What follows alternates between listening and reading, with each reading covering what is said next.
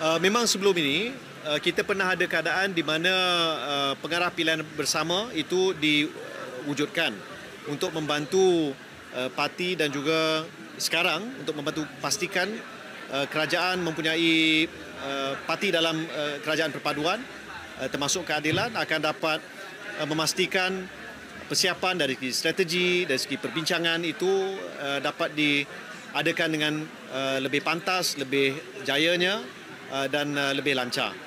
Jadi saya amat mengalu-alukan keputusan ini. Kedua-duanya pernah menanggung tugas tersebut dan dalam keadaan ini saya rasa ia memberi satu advantage kepada keadilan kerana dua watak ini, dua pemimpin ini memang sangat cocok dan mempunyai kekuatan masing-masing.